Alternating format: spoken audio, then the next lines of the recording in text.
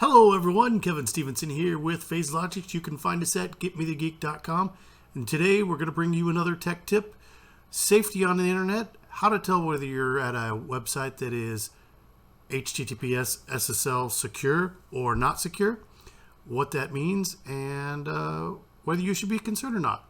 Let's get started. First, let's start with Firefox. So Firefox as a browser is a very popular one and offers you some good security and privacy by default. So what I want to do is draw your attention to the address bar. We've loaded up Google, the most popular search engine on the web, and you'll see this HTTPS. What does that mean?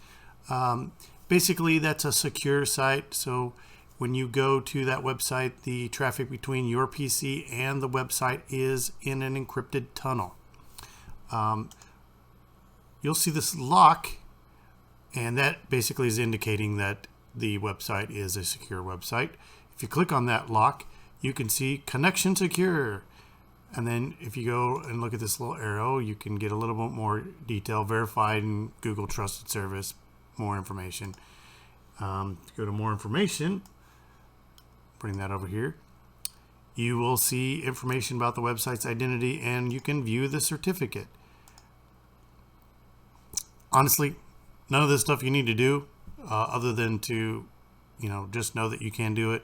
You can see the expiration and when it began and all that good stuff. So that's what you see on a secure website. Here is my website and you'll see the lock there and you'll see the connection secure and all that good stuff.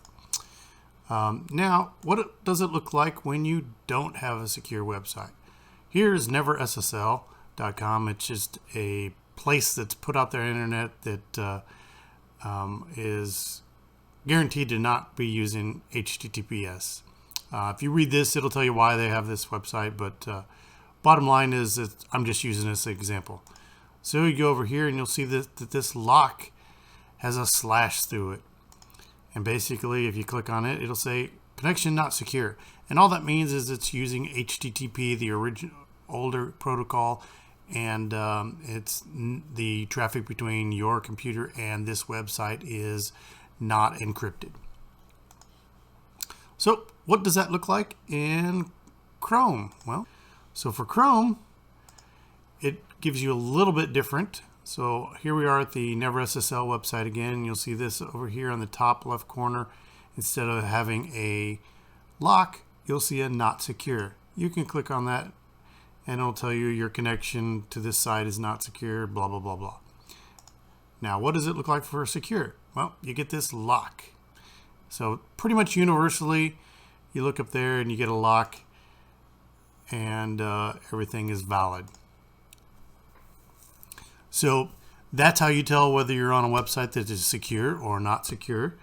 And for the two most popular browsers out there.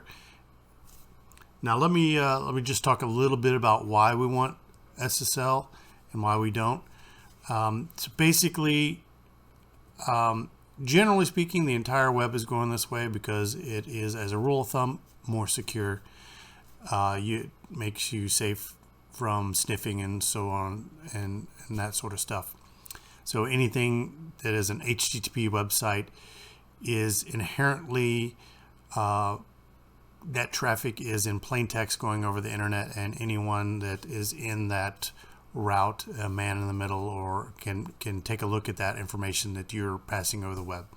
So the reason why that's important especially is for if you're sending any filling out any form that's maybe, has any kind of personally identifiable information on it, or you're doing a, e-commerce transaction or anything like that that you don't necessarily think that the entire world should know, you want to make sure that you're doing that over an HTTPS secure connection. Personally identifiable information. See, any of that stuff can compromise you. So a lot of, if you think about the security questions you get, what's your favorite pet or your first car and all that good stuff, those security questions are really bad. simply because most of that information is really publicly available. To find out your mother's maiden name, that's not that hard to do. A little bit of Googling, you can probably figure it out. Same thing with pets and addresses and first cars and things like that are all, things that are in public record. So you want to try to keep those things as secure as possible. So when you are answering these questions, you want to make sure you're on a HTTPS SSL secure website. In addition to that, I recommend that you always answer those questions falsely. So like, my first car was Bob's uncle, anything except for the actual truth.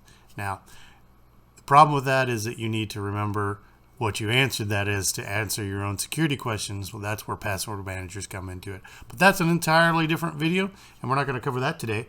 So this was just a short little tech tip to let you know about how to tell whether you're on a secure website or an insecure website.